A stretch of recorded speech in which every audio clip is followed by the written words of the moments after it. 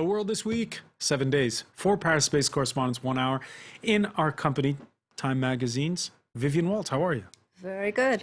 Also joining us, Judah Grunstein, editor-in-chief of World Politics Review, which you can find at www.worldpoliticsreview.com. Okay. Mark Burley of the French news agency Agence France Presse, AFP. Nice to see you again. Be back. And France 24's very own Leila Jacinto. Good to be here. Good to see you in the studio. Saw you upstairs in the newsroom. The World This Week, where you can join the conversation on Facebook and on Twitter, our hashtag F24Debate. It all started in 1986 when Halley's Comet zoomed by. A water cooler talk at the lab, you might say. It turned into a decade-long €1.4 billion bet. And on Wednesday, the European Space Agency won the bet. High fives, hugs, tears of joy at Mission Control in Darmstadt, Germany, after what's been billed as the equivalent of landing a fly on a speeding bullet. Yeah, we have a better understanding now how we got there. We still do not really know where. Still do not really know where. Yeah, the suspense is not over this Friday. The washing machine-sized probe bouncing and landing at the rim of a shallow crater, that's what we think, or next to a cliff perhaps. In any case, something is blocking sunlight from its solar panels. He tells us, as Koen already indicated, there is a limited amount of battery power. The solar arrays are not really illuminated, so we don't know how long we will operate. Don't know how long we will operate. The suspense continues, Vivian Walt. This is an incredible story. I mean, even for the cynics who might question, is it worth the money or whatever, it's really kind of a transcendent story. It's taken so long. The questions it's trying to answer are kind of eternal questions about how we got here. What's the future? Is there other life out there? Really elemental questions, which it seems to kind of rise above all the muck that we've been ground down in really much of this year, war and economic crisis and so on. And I think, wow, what an extraordinary achievement this mission is. This story generating huge reaction, Leila, on our social media. People are really interested in the story. Have you found yourself being sucked into science this week? I have, and I'm not generally one who gets sucked into science. I think what is interesting about this story is that it keeps sucking you in. If the landing was fine, I seriously thought, oh, wow, this is great. That's Wednesday. But, day by day, we start discovering more things that we do not know, that we probably, will it work, won't it work? So the story is continuing to grip people. And, the picture that came out of there, it just absolutely went viral all over the web. So, yeah, as Viv said, people who are not really into science getting really gripped in this. And, this coming at a time when we've had, NASA going down, cuts in space programs, the discourse of whether all this kind of money is worth it, Europe, in the economic crisis. And, this is a story that sees basically Europe at its best, working together in cooperation, patiently getting it off.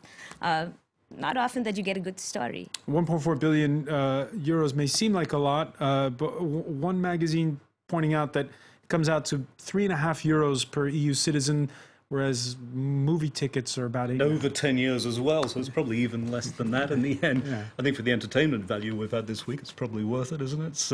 Hollywood couldn't have scripted it better with all the tension that sort of gets piled upon it. Now, what is it? Maybe we're minutes away or hours away of the whole thing going...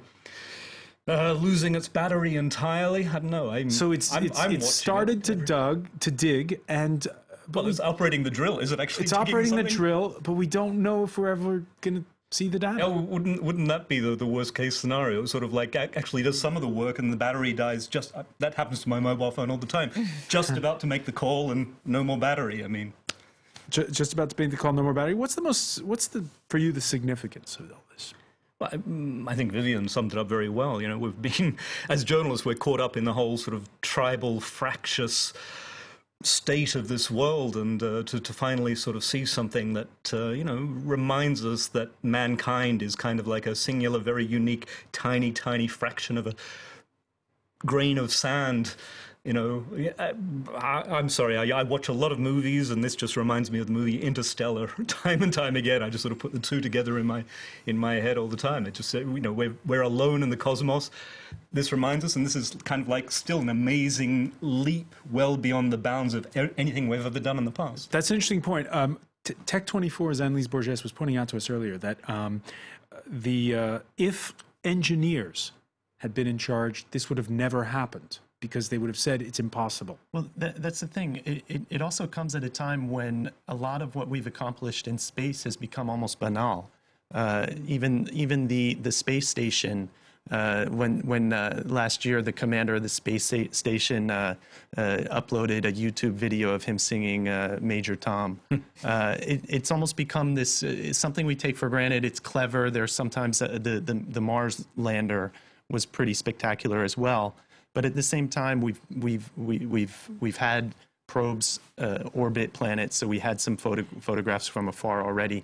But just the audacity of trying to rendezvous with this object that is moving as fast as it is, as far away as it is, and actually succeeding in getting there, and it's also a space object that we've never seen up close. So it's really, and they took a risk by saying yes, let's try and go there. Yeah, and it could have been an awful failure, but it wasn't. And so I know for myself, and I actually do follow space stories quite a bit, but I can't remember the last time that I actually grabbed my son by the shoulder and said, "Do you realize? Have you and your friends been talking about this? Do you realize what we just did?" It's really quite a compelling accomplishment. And then, as much as it would have been great if it had turned out perfectly, this element of almost tragedy at the end adds this dramatic turn and plot twist that everyone can't really. All right, Viv. Mark said something a minute ago about how this overcomes the sort of tribal differences that we've all been talking about. However, there is a throwback to the space race in the 60s.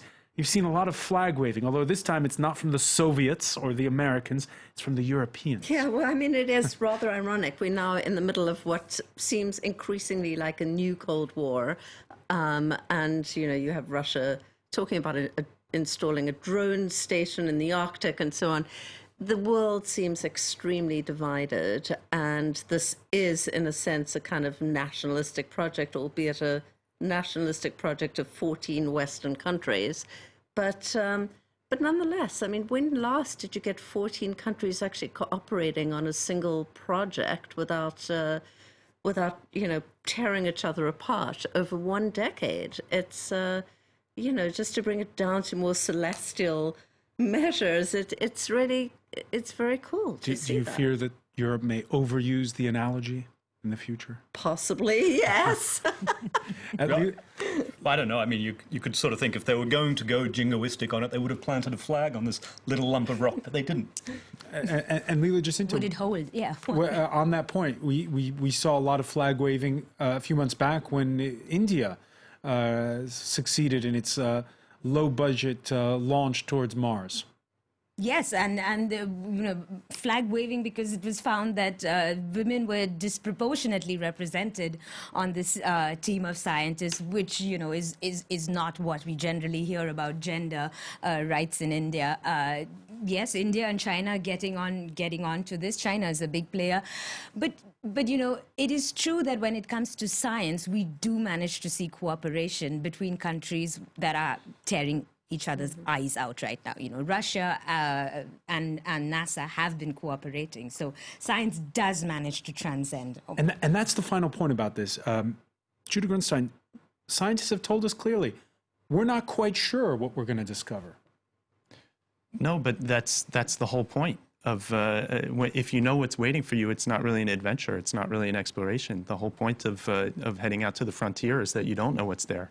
And the really courageous part of being the first is that you don't even know if you'll come back or if you'll succeed. So the science has always been sort of a double-edged sword that has always served to overcome political differences, but then also be very nationalistic and sort of flag waving. So at its best, it also is compelling enough that everyone can feel as if they took part in it because it's some sort of accomplishment for humankind. and not just the country that sent the probe or the ship. And I think in this case, it hit all the right points. I think everyone, I don't think anyone really cares ultimately who sent this probe out. It came from the planet that we all inhabit, and I think there's a certain amount of collective pride that wow, we really were able to do this. All right, well, while the world's eyes are turned to the heavens, who's going to save planet Earth? How about the leaders of the world's worst two polluting nations on the sidelines of an APEC summit in Beijing? They sprung a surprise deal. I commend President Xi, his team, and the Chinese government for the commitment they are making to slow, peak, and then reverse the course of China's carbon emissions. Today, I can also announce that the United States has set a new goal of reducing our net greenhouse gas emissions by 26 to 28% below 2005 levels by the year 2025. This is an ambitious goal, but it is an achievable goal. Mark Burley, what did you think of this Wednesday surprise? It was a surprise, wasn't it? But it's, well, I don't know, it's always encouraging when you sort of see the two biggest polluters in the world decide they're going to do something about it. As always, being the long-term journalist, I'd like to see results between political aspiration and, you know, the promise and the concrete results. That's what I really want to see in this. All right, well, no sooner had the deal been announced that there were critics, and those critics were back in Washington. The new Republican majority in the Senate drawing and firing its new leader from the coal mining state of Kentucky. Particularly distressed by the deal apparently he's reached with the Chinese on his current trip, which, as I read the agreement, requires the Chinese to do nothing at all for 16 years, while these carbon emission regulations are creating havoc in my state and other states around the country. Vivian Walt. Well, we're going to be seeing a lot more of that man. And the fact is that this cannot really happen without him cooperating, without him getting the Congress behind this deal, which is a big uphill battle. Even though he says he can pass it's environmental regulations. He hasn't signed a formal treaty that has to be ratified. Well, that's true. And I mean, I think the thing is that we place too much weight, and I think Mark is right, we place too much weight on these words rather than actions. I mean, these are long-term actions for China. I think they're talking about 2030. They're very long-term actions. Whether or not they'll get to the goal is a whole other question, particularly as the price of oil is tremendously cheaper than it was just a year ago. There's far less incentive now to switch to alternative sources of energy than there was when, you know, regular citizens were really hurting just filling up the tank of gas. Well, it's also important to point out that it's been described as a deal, but nothing was signed. You know, but it's a first ever commitment. It's not a commitment. It's a goal similar to the goal I announced the same day that I'll be driving a Maserati by 2030. He stated a goal. No one has committed anything in paper. No one has signed any binding documents. There is a politically important aspect in that it provides or it removes the cover that other obstructing countries, in particular India, could sort of hide behind China and say, well, China's not doing anything, so we don't have to either. So in that sense, by just stating the goal, there is a political value to it in terms of creating a momentum that could lead to a binding global agreement. But at this point, it's really just aspirations. It's an announcement. It wasn't even announced as a deal. It was announced as an announcement. So again, I think it's premature, first of all, for Mitch McConnell to be talking about a deal that he has to fight. I think it's premature to be counting too much on the goals being met. There is, again, a symbolic value to it, and it's important to create that now because there's been a lack of hope in terms of enacting change on climate change or on emissions for a while. But I'd say it's a little too early to even consider it as a very serious accord. I think that Jacinto, we're in the midst of the hottest year on record. We saw back in 2009 when they tried to get binding targets for the whole world. It failed miserably at a summit in Copenhagen. Next year, there's going to be one here in Paris. Would you say after this, it's better to lower the ambitions, go for something non-binding, but that at least everybody agrees to in principle? I think that's what's going to happen. I have to say that, when this news broke, we were told that it was a historic deal. And I didn't really see how historic it was. I've seen these commitments being made, China saying that they will peak until 2030. I mean, frankly, I think that the Chinese authorities are going to have to cut back on carbon emissions, not per se for cutting on carbon emissions, but merely because they have a huge pollution problem and they have to deal with their environmental issues, which will tie into this. Yes, the people in Beijing were reminded of it when they closed the factories for the APEC summit and they suddenly saw blue skies. Exactly, and this is not an environmental problem for the Communist Party. At this rate, it's going to be a political problem for the Communist Party, and you can be sure they're going to have to deal with it. So, China has to be on this path. I think that the party realizes this. They can't really sustain this level of pollution in their country anymore. And as for Mitch McConnell, I think really China will be more apt to meet this goal than probably the Republicans in Congress. One final question: the G20 summit taking place in Australia, your native Australia, Mark, big coal industry there.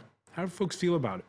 Yeah, well, same sort of, yeah. Okay, so basically it comes down to the Prime Minister right now, and I'd sort of say that he's probably more pro-business than he is pro-climate change. But just going back and thinking about what was happening there with Obama and making the promise, I wouldn't be surprised if Obama has to fight several battles with a Republican Congress. What happens if he runs up a flag, a sort of climate change thing, as a potential battle that he's willing to lose so he can let some of his other battles over immigration or whatever go through? He's got to put a lot of cards on the table, be prepared to lose some to get others through. I kind of see it more of a strategy thing than anything else. I mean, this is something he can afford to lose. The climate thing is a soft issue. He's got other things that are more dearer to his legacy, and he's lame duck now. Well, plus, I mean, he goes to Beijing. He's somewhat of a lame duck president. He's coming off a total drubbing at the polls. And there he is with this very powerful Chinese leader who looks like a real mover and shaker. And the contrast was somewhat of a disjuncture. I think that was China's strategy. They wanted to come off as a great power. A mismatch is what you're saying. Stay with us. There's much more to come. Talking about battles, the battle against Ebola, we'll be talking about in part 2 of our discussion, the battle on the medical front and on the footballing front. Stay with us.